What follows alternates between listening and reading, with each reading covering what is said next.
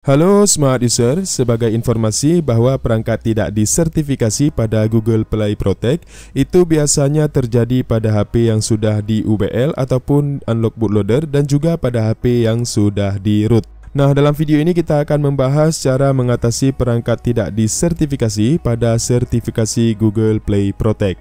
Nah, untuk tahapan yang pertama di sini silakan kalian buka aplikasi Magis, kemudian silakan buka setelan Magisnya.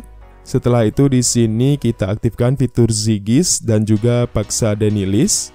Kemudian untuk konfigurasi Denialistnya di sini pilih titik 3 di kanan atas, lalu pilih tampilkan aplikasi sistem.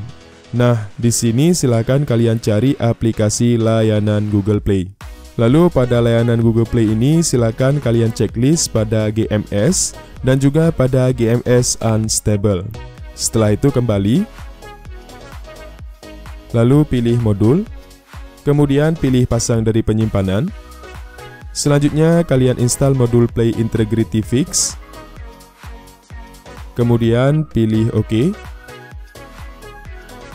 Lalu di sini kita kembali, lalu pilih pasang dari penyimpanan lagi, kemudian di sini kita pilih modul Zigis Next, lalu pilih OK dan tunggu hingga pemasangannya selesai. Jika sudah selesai, kita pilih mulai ulang untuk mengaktifkan modul Magisnya.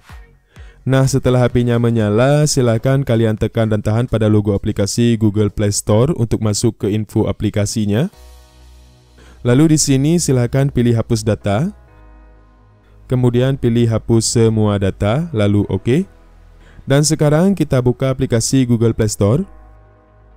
Kita pilih logo akun, kemudian pilih setelan, lalu pilih tentang, dan di sini untuk sertifikasi Play Protect pada HP saya sudah dalam status perangkat disertifikasi.